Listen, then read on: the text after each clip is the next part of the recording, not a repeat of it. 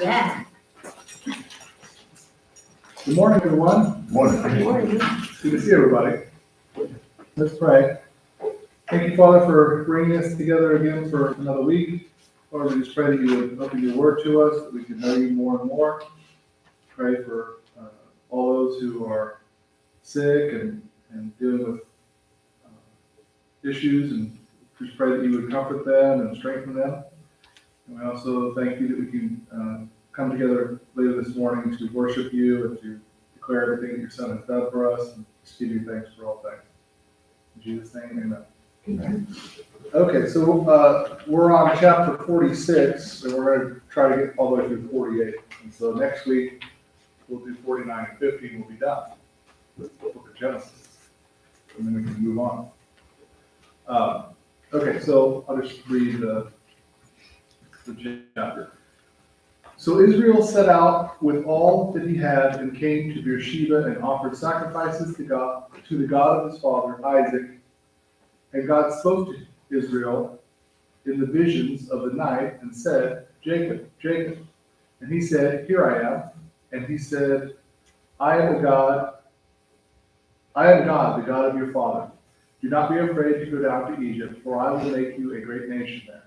I myself will go down with you to Egypt, and I myself will also surely bring you up again, and Joseph's hand will close your eyes.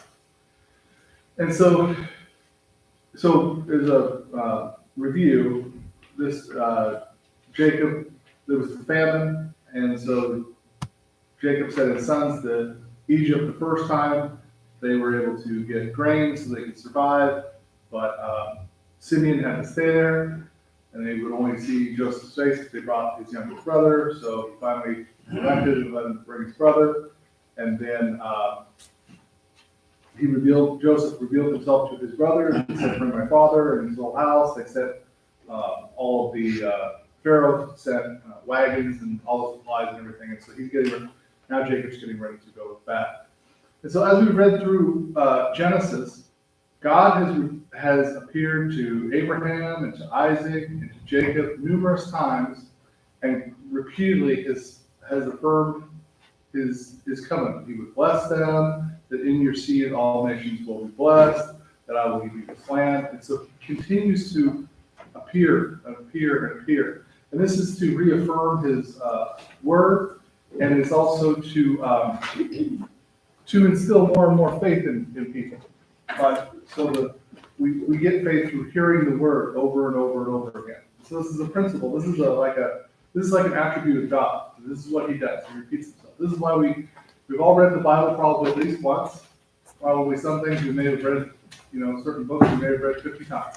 But we continue to read it. We continue to read it because it reaffirms God's promises and who he is. And so that's one of the virtues of God, or the attributes, I should say. Okay, and then, and so to look at that, we'll just go back and look at some of the places where God reaffirmed these things and said basically the same thing. So all the way back in Genesis chapter 12, before Abraham was Abraham and he was Abram, it says, Now Jehovah said to Abram, Go from your land and from your relatives and from your father's house to the land that I will show you, and I will make you a great nation, and I will bless you and make your name great, and you shall be a blessing. And I will bless those who bless you, and him who curses you I will curse. And in you all the families of the earth will be blessed. So Abram went as Jehovah had spoken to him, and Lot went with him. Now Abram was 75 years old when he went out of Haran. And so this is way back when Abram was 75 years old, he told him this. And then again, when he's 99, he's going to say the same thing to him, or similar. In chapter 17, it says, And when Abram was 99 years old, Jehovah appeared to Abram and said to him, I am the all-sufficient God. Walk before me and be perfect. I will make my covenant between me and you, and I will multiply you exceedingly. And Abram fell down on his face, and God talked with him, saying, As for me, this is my covenant with you, that you shall become the father of a multitude of nations. Your name shall be no longer called Abram, but your name shall be Abraham.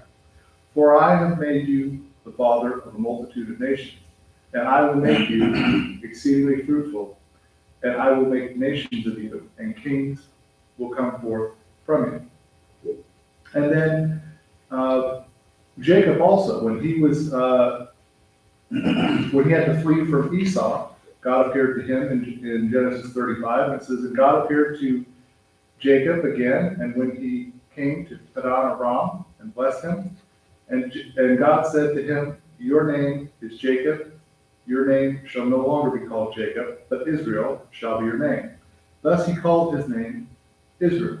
And God said to him, I am the all-sufficient God. Be fruitful and multiply. A nation and a company of nations shall come from you, and kings shall come forth from your loins. So this is just some of the examples. There's other ones where he appeared to them, but he appears and he continues, and he says basically the same thing. Continues to reaffirm his word to them and instill it into them. I have a question. Sure. What is the significance of changing their names? So the changing of the names, a name represents a person, particularly in the Bible and in the Old Testament. People were named, it represented who they were, like a characteristic of what they were. So Abram meant exalted father, but Abraham meant father of multitude. And Jacob meant someone who was a supplanter. Remember, he held the heel of Esau, and he supplanted him because Esau was actually the firstborn, but he took away his birthright and took away his blessing from him. Well, now in this incident, he had wrestled with God, and he changed his name to Israel, which means wrestles with God and man. And so the significance of that is that they're a new man. And so these things happened at particular times along their path of faith when God had appeared to them. With Abraham, this was when he had, so first of all, he had appeared to him and told him that he would have a child. And he said it wouldn't be his servant, but someone would come from his loins. It would be his heir.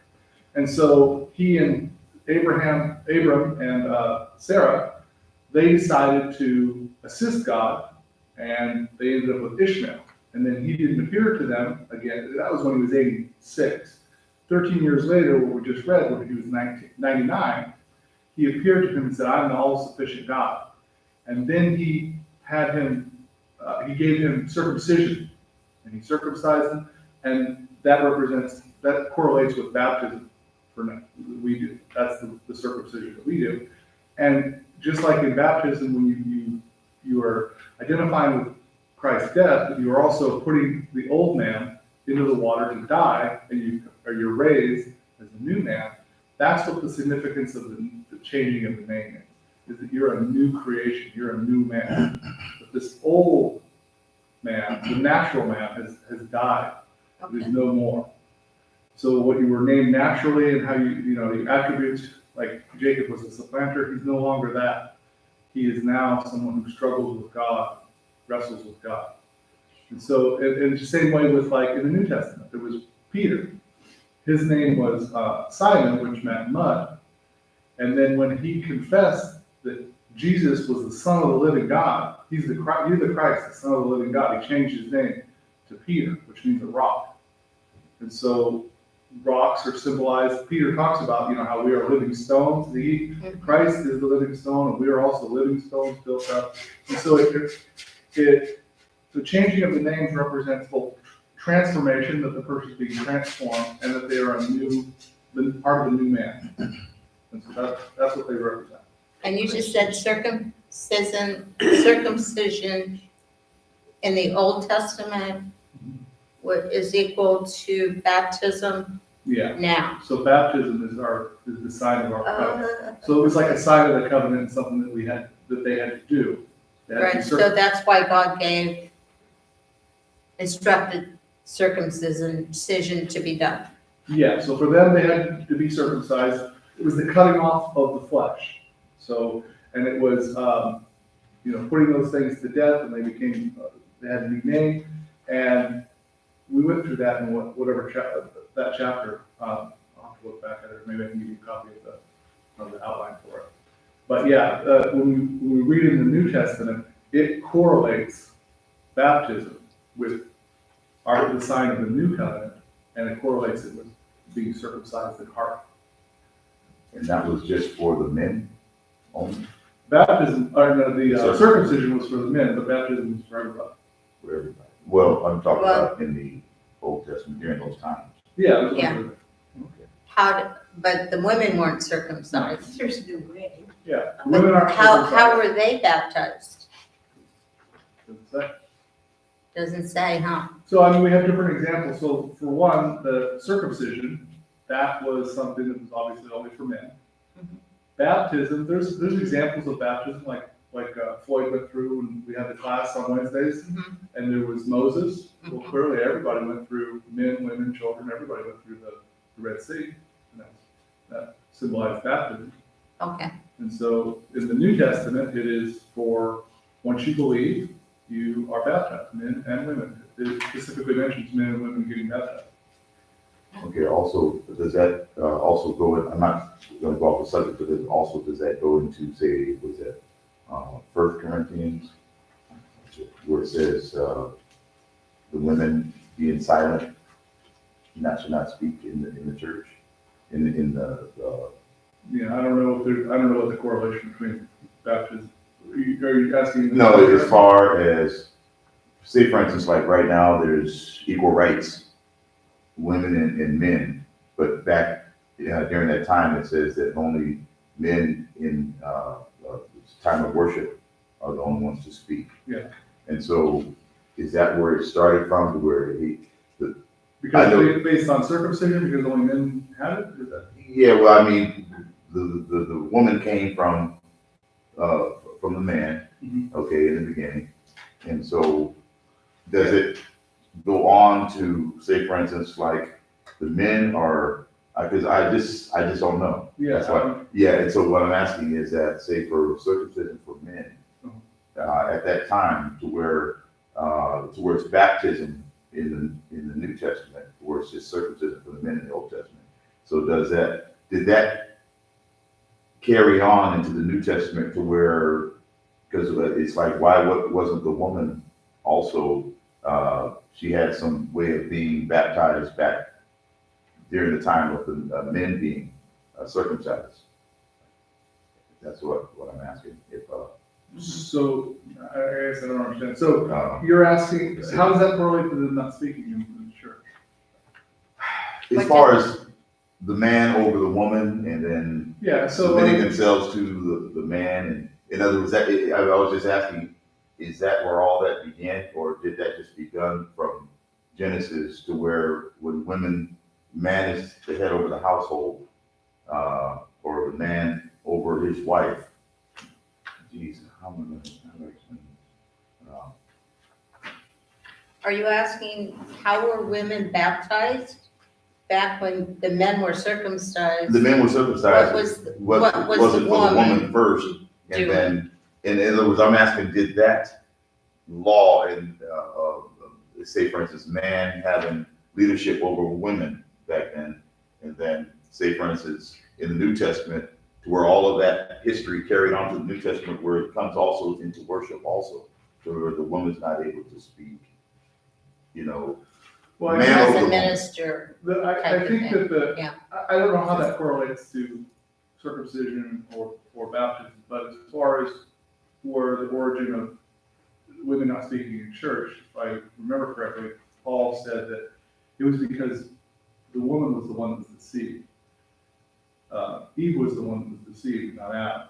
And so the man is the head over the woman, just as, and it's also a symbolic thing. So he talks about that in Ephesians chapter 5, that a man and a woman, the marriage between a man and a woman, is symbolic of our relationship with God, with Christ.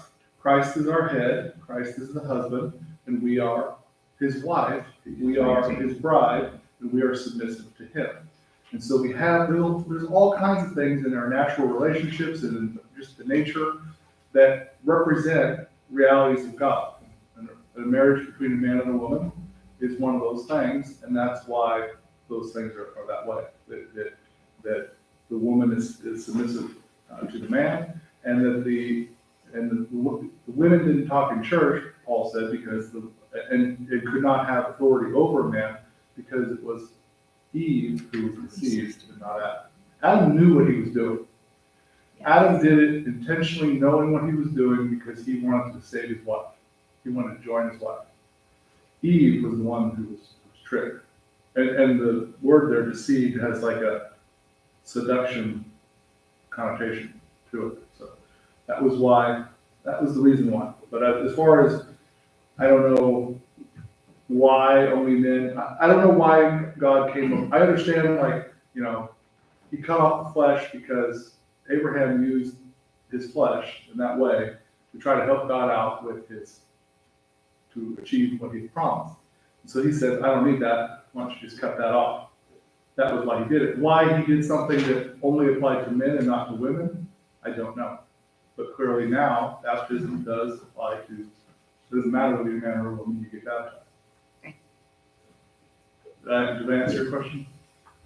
Yeah, yes. It's just, so what makes it easier for me is to, because I have to study more. And so, is to know why things are now in the New Testament. Yeah. That's why. And that's the thing, Yes. like, I don't have all the answers. I don't even have probably 10% of the answers. But, and that is something, as we read the word, you have these questions and stuff. And it's always good to ask the Lord. And it's always a good idea if you keep like a little journal and you write down and you ask them. And you'll be surprised. You'll be going along and you'll be reading something, you forgot you even had the question. And you'll be reading something, you'll be like, oh. That's what I said. I have to study more. Yeah, so that's always good. Okay, so back, any other questions? So chapter 46, we're in verse 5 now. And it says, and Jacob rose up from Beersheba, and the sons of Israel carried Jacob, their father, and their little ones, and their wives, in the wagons which Pharaoh had sent to carry him. And they took their livestock and their possessions, which they had acquired in the land of Canaan. And Jacob and all his offspring with him came to Egypt. His sons and his grandsons with him, his daughters and his granddaughters, and all his offspring he brought with him to Egypt.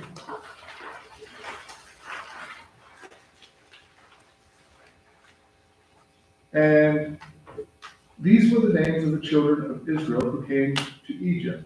Jacob and his sons, Jacob's firstborn, Reuben, and the sons of Reuben, Hanok, and I'm just going to skip through these because I do a terrible job of reading these things, and you can read them and butcher them as well as I can. So there was Reuben and his sons, Simeon and his sons, Levi, I will mention Levi's sons, Gershon, Kohath, and Merari. And the reason I mention them is because they become significant later on. These are the priests, and these three sons, they become families of people, and they have certain assignments within the tabernacle. And then there's the sons of Judah, and I'll read those as well, and Onan, and Shelah. We remember that those were his original sons that he had with his wife, I forget what her name was.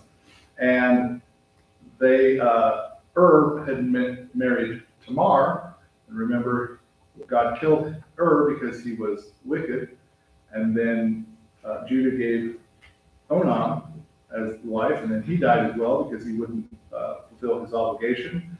And then he ended up with the next sons, Perez and Zerah, who were through Tamar. Okay, and then there's the sons of Issachar and the sons of Zebulun. And it says in verse 15, these are the sons of Levi who she bore to Jacob and Padan Aram, along with his daughter Dinah. His sons and his daughters were 38 persons in all. And remember, Dinah was the one who Shechem fell in love with and took and humbled her, and then Levi and Simeon ended up killing them all for that. And then the sons of Gad, and the sons of Asher, and which are the sons of Zilpah, that's the handmaiden, whom Laban gave his daughter Leah, and she bore these to Jacob, 16 persons. And the sons of Rachel, Jacob's wife, Joseph and Benjamin, and to Joseph in the land of Egypt were born Manasseh and Ephraim.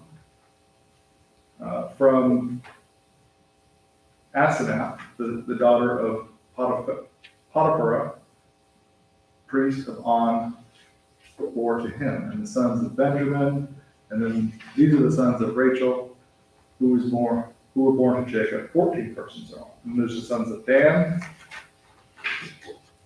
and the sons of Naphtali, and these are the sons of Bilhah, whom Laban gave to Rachel, his daughter, and she bore these to Jacob, 7 persons in all.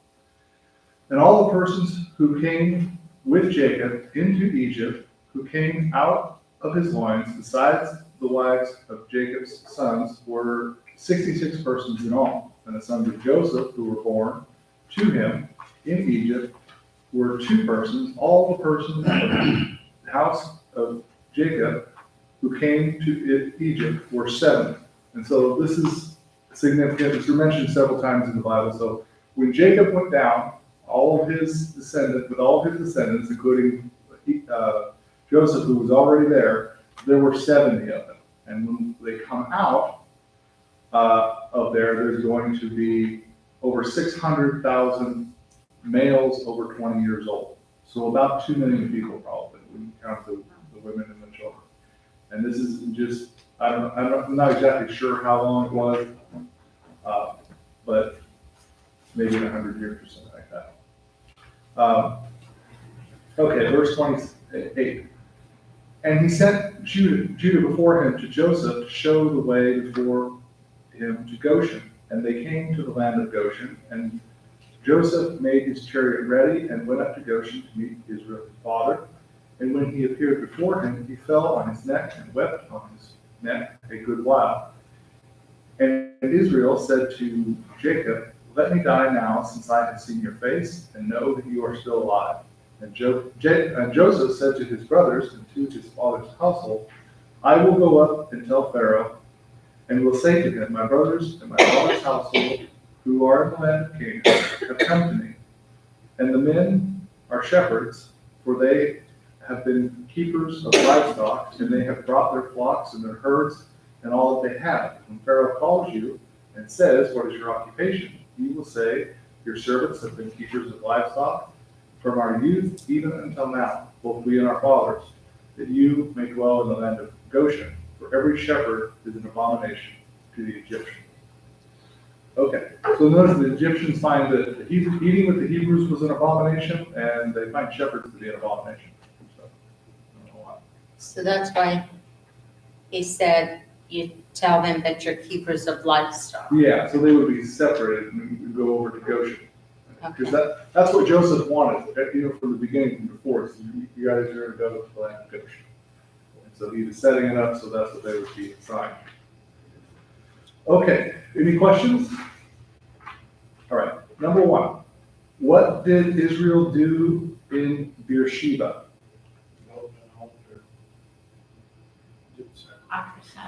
Yeah, he offered sacrifices. What did God tell Israel he would do for him?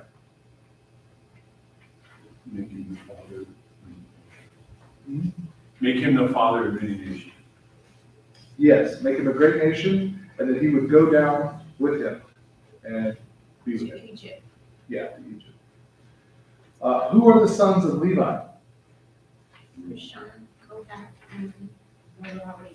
Merari, yes. And those names will come up again and be important. Who are the sons of Joseph?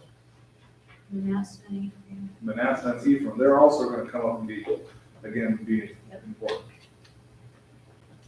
How many people left Canaan with Jacob? 61. 66. 66. Verse 26. 66 people. How many people were descendants of Jacob who came to Egypt? 70. 70, because Joseph and his 2 sons and his wife are there already. True or false? God never repeats himself. False. False. He does repeat. Okay, any questions for 46? All right. We'll read 47 then. Then Jacob went in and told Pharaoh and said, my father and my brothers and their flocks and their herds and all that they have come out of the land of Canaan, and now they are in the land of Goshen. And he took 5 men from among his brothers and presented them to Pharaoh. And Pharaoh said to his brothers, what is your occupation? And they said to Pharaoh, your servants are shepherds, both we and our fathers. And they said to Pharaoh, we have come to sojourn in the land because there is no pasture for your servants' flocks, for the famine is severe in the land of Canaan. Now therefore, please let your servants dwell in the land of Goshen. And Pharaoh spoke to Joseph, saying, your father and your brothers have come to you. The land of Egypt is before you. Settle your father and your brothers in the best of the land. Let them dwell in the land of Goshen. And if you know any capable men among them, make them overseers over my livestock. And Joseph brought in Joseph brought in Jacob, his father, and set him before Pharaoh. And Jacob blessed Pharaoh. And Pharaoh said to Jacob, how many are the years of your life? And Jacob said to Pharaoh, the years of my sojourning are 130 years. Few and evil have been the years of my life, and they have not attained to the years of the lives of my fathers during the days of their sojourning. And Jacob blessed Pharaoh and went forth from Pharaoh's presence. So the fact that Jacob blessed Pharaoh is the ruler of the world, essentially. Essentially, this is the known world, and he is the ruler of the world. But Jacob is the one that blesses Pharaoh. Does anybody know what that signifies? That Jacob is greater than Pharaoh, because it makes a point in Hebrews. It's when but without any dispute, the lesser is blessed by the greater.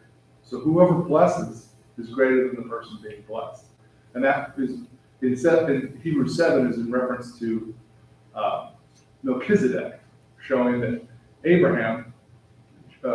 Melchizedek had blessed Abraham, signifying that he was greater than Abraham, because he was essentially Christ. But here, the fact that Jacob blesses Pharaoh, it shows that Jacob, because he is basically God's chosen person who is going to be the father of nations, is greater than Pharaoh is, even though he is the ruler of In other words, in God's eyes, Israel was greater than Pharaoh. Yes.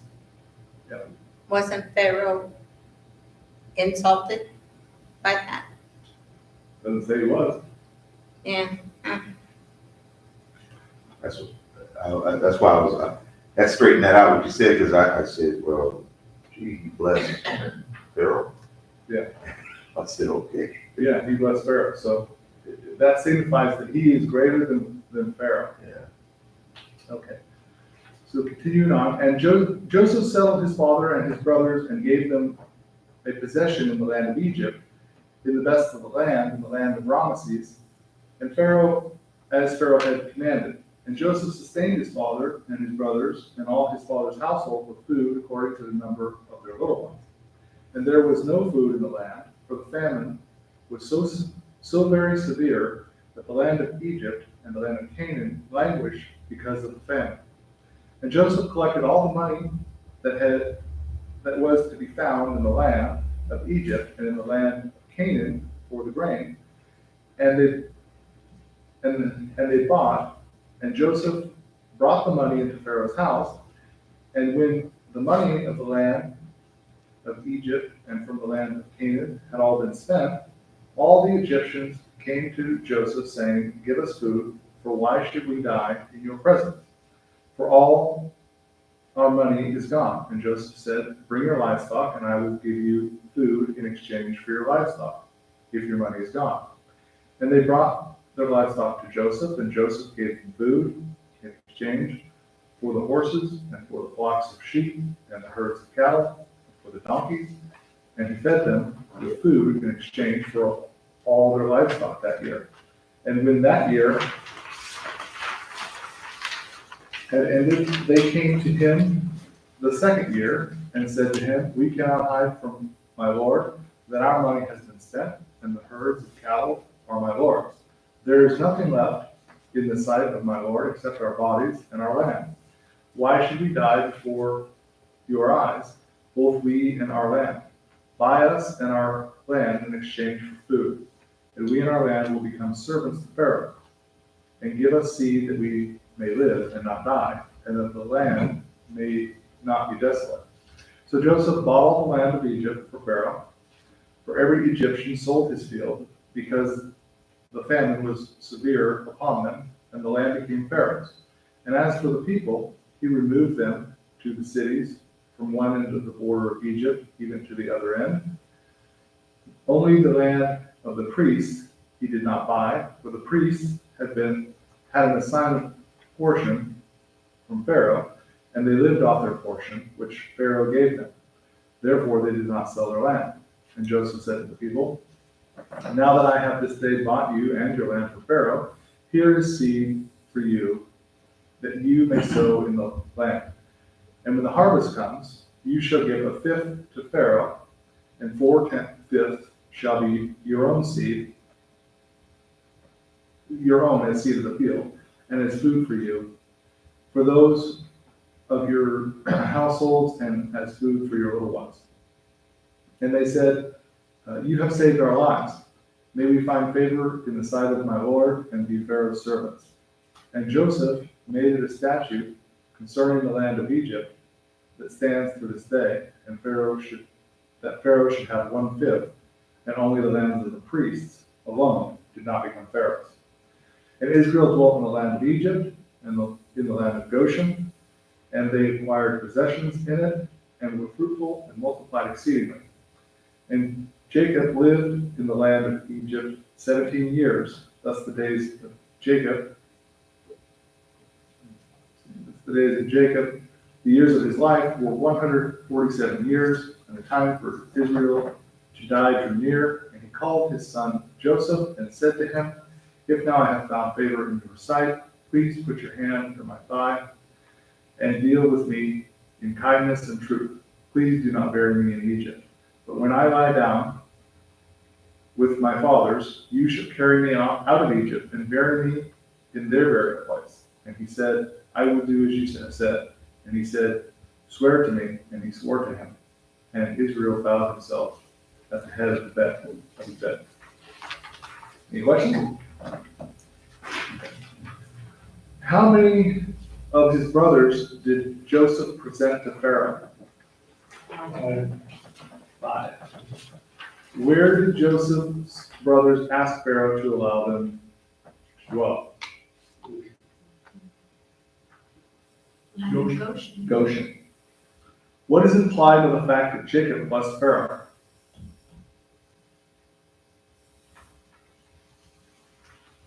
Say that again. That Jacob was greater than Pharaoh. Jacob is greater. What was the fact that Jacob blessed Pharaoh implies that Jacob was greater than Pharaoh.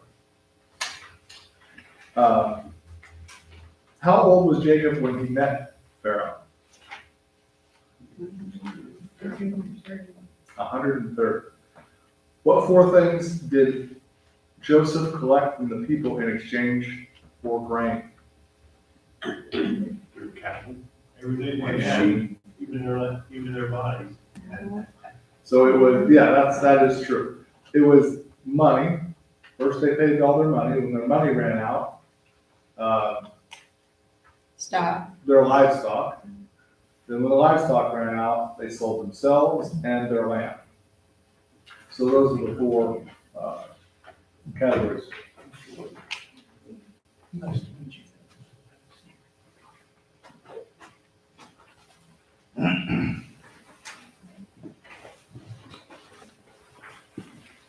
Hi. We're doing a Bible study. We're on Genesis chapter 47. We just read it, so we're just finishing that. We'll go to 48.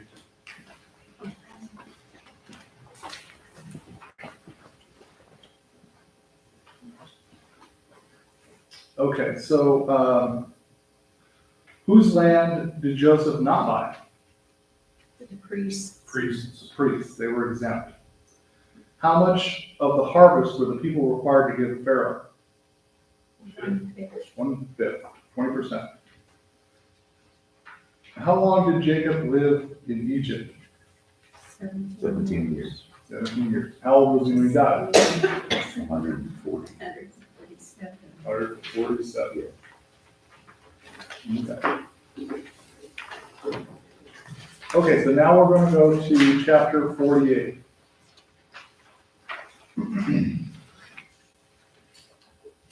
Chapter 48. Now, after these things, Joseph was told, "Your father is sick." So he took with him his 2 sons, Manasseh and Ephraim.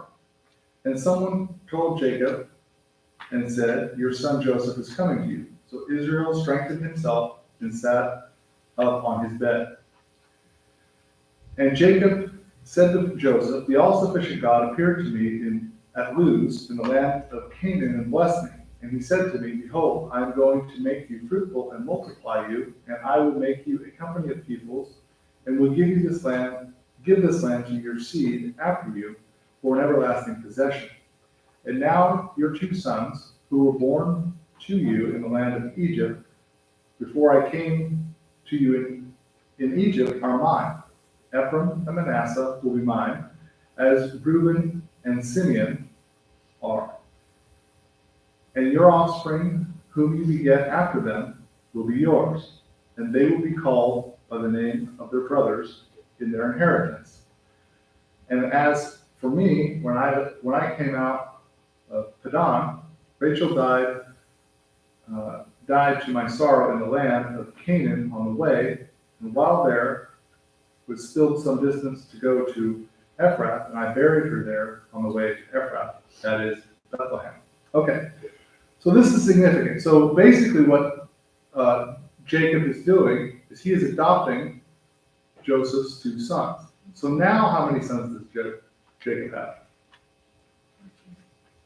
He has 14. But throughout the entire Bible, it references the 12 tribes of Israel. But there's 14 options for this, and it becomes significant as you go through. For example, when it comes to the inheritance, so one of the things about the inheritance is whoever was the firstborn got a double portion. So if there was 2 sons, and a father owned 3 acres, he would give 2 acres to the firstborn and 1 acre to the youngest. The first one got the double portion. And Joseph took over the double portion because of Simeon, who was Simeon that was the oldest? No, it was Reuben. Reuben was the oldest, and he slept with Jacob's concubine. So he lost his birthright, and it passed to Joseph. So Joseph has 2 portions, and now he has 2 sons, so they pass to them. And this becomes very convenient because when they go to inherit the land, Levi doesn't get any inheritance because he's the priest, so he doesn't get any land. And so because Jacob has adopted these 2 and Joseph has become 2, there's still enough for 12. And as you go through the Bible, you will notice that some of the tribes are left out and some of them are mentioned because there's 14 options of the way to ascribe the 12 tribes of Israel. Like, for example, and I think we're going to read in, did I put that in there? I didn't. But like in, even in Revelation, there are 12 tribes that are sealed, and Dan is not mentioned because Joseph is mentioned and Ephraim is mentioned. So there's a lot of different options for how God does it, and there's significance to every time that he does these things. Whoever he leaves out is significant. But he has the option of leaving people out now because there's essentially 14 choices. Well, it's mostly 13 because Ephraim and Manasseh are Joseph. Even in some places, it'll name Joseph, and that'll include like his sons. So. How do you keep all this straight in your head? I don't know. It's just there. Wow. And I did do some studying before I put this together. So anyway, so I got what I said there is outlined here. The 12 sons of Israel were the sons of Leah, So there's Reuben, who's Jacob's firstborn, Simeon, Levi, Judah, Issachar, and Zebulun. So those six were Leah's sons, and then Rachel had two sons who were Joseph and Benjamin. And then Bilhah, Rachel's female servant, had Dan and Naphtali, and the sons of Zilpah were Gad and Asher. And so, just what I said, that Joseph has now taken on these other two sons as his, and so they are included among the tribes of Israel. And he specifically says that it's for their, so that they will have an inheritance. And yeah, Reuben was the firstborn. He lost his birthright because he slept with Bilhah, and so now because Joseph has a double portion, and so that's convenient because he has two sons, and so they each essentially get an equal portion with the other 11. And so I have in here Genesis 35, where it says that that Reuben lay with Bilhah, and then much later on, when they are dealing with inheritances in 1 Chronicles 5, it says specifically that the sons of Reuben, the firstborn of Israel, for he was the firstborn, but because he defiled his father's bed, his birthright was given to the sons of Joseph, the son of Israel. And so that's how that happened. And chapter 48, verse 8. And when Israel saw Joseph's sons, he said, "Who are these?" And Joseph said to his father, "They are my sons, whom God has given to me here." And he said, "Bring them to me, please, and I will bless them." Now the eyes of Israel were dim with age, and he could not see. So Joseph brought them near to him, and he kissed them and embraced them. And Israel said to Joseph, "I never expected to see your face, and now God has let me see your seed also." And Joseph brought them out from between his knees and bowed himself with his face to the ground. And Joseph took them both, Ephraim in his right hand toward Israel's left hand, and Manasseh in his left hand towards Israel's right hand, and he brought them near to him. But Israel stretched out his right hand and laid it on Ephraim's head, although he was the younger, and the left hand upon Manasseh's head, guiding his hands with insight, even though Manasseh was the firstborn. And he blessed Joseph and said, "The God before whom my fathers Abraham and Isaac walked, the God who has shepherded me all my life to this day, the angel who has redeemed me from all evil, bless the boys. And may my name be named on them and the name of my fathers, Abraham and Isaac, and may they be a teeming multitude in the midst of the earth." And when Joseph saw that his father had laid his right hand upon the head of Ephraim, it displeased him, and he took hold of his father's hand to remove it from Ephraim's head onto Manasseh's head. And Joseph said to his father, "Not so, my father, for this is the firstborn. Put your right hand upon his head." But his father refused and said, "I know, my son, I know. He also will become a people, and he also will be great. However, his younger brother will be greater than he, and his seed will become a multitude of nations." And he blessed them that day, saying, "But you, Israel, will pronounce blessings, saying, God make you like Ephraim and like Manasseh." Thus he set Ephraim before Manasseh. And Israel said to Joseph, "Now I'm about to die, but God will be with you and will bring you again to the land of our fathers. Moreover, I have given to you one portion more than your brothers, which I took out of the hand of the Amorites with my sword and with my bow." Okay. So here, in contrast to, remember when Isaac blessed Jacob and Esau, he was also blind, like, it doesn't say that Jacob was completely blind, but his eyes were dim, he had difficult seeing. And Israel got tricked. Remember? The elaborate scheme that they went through, the The putting the mother, coat, the mother, put the coat and made the stew for him and sent him in there, and he tricked him into getting the blessing. Here, Israel has insight. He sees from, in the next chapter, which we'll read next week, he's going to bless all of the other, his other sons. And he is going to prophesy about things that are going to happen with them, and what prophecies about Christ and all kinds of stuff. And here he has insight. He got the insight from God. God showed him that even though Ephraim was the second, not the firstborn, was the younger, he was going to be greater. And so he was able to switch his hands and do this and bless them according to what they would be, what they would become. Okay.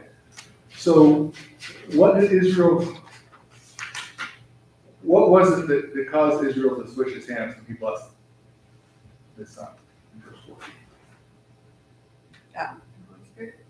14? God. Yeah, what it actually is insight. With insight, he did this. He guided his hands with insight. But yes, that would come from God. What did God do for Israel all his life? Shepherded him. Shepherded him. Who shepherds us all the days of our life? Yes, God and Christ, the great shepherd. He's the great shepherd of the sheep. What did Israel bless Joseph's sons by? In verse 16.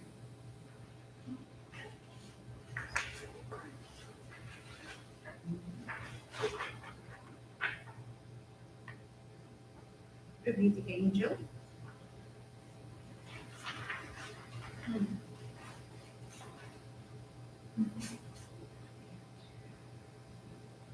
Yeah, by the angel. Angel of God. So are you guys familiar with the angel of God? That'll be coming up a lot more in Exodus, the next one. The angel of God is essentially God himself. Sometimes referred to as the angel of Jehovah, sometimes the angel of the Lord, or the angel of God, and it is God himself.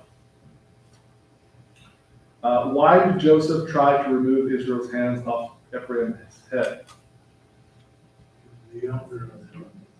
Because he had it in the wrong orders, according to Joseph's way of thinking.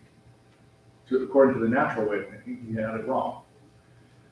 Why did Israel put his right hand on Manasseh's head?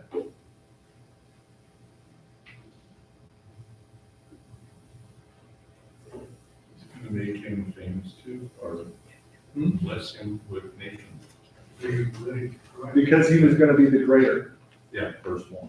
Yeah, so he was essentially making him the firstborn, giving him that blessing. Just as he, although Jacob himself was not the firstborn, he has all the birthright and the blessings of the firstborn. He stole them, because his name was Jacob, the supplanter. But this time, he gives them with full insight. He knows what he's doing, and he's received that from God. What did Israel give Joseph in verse 22? Portion. One more portion than his brother. He gave him the double portion. That's the point where he's giving him the right of the firstborn. Okay. True or false? The all-sufficient God appeared to Joseph and promised to make him fruitful and multiply him. That is false. Yeah, not to Jacob. Yeah, it was Or not to Jacob. Joseph, he appeared to Jacob. True or false? Jacob made Joseph's sons his sons so that they would have an inheritance. True. That's what he did.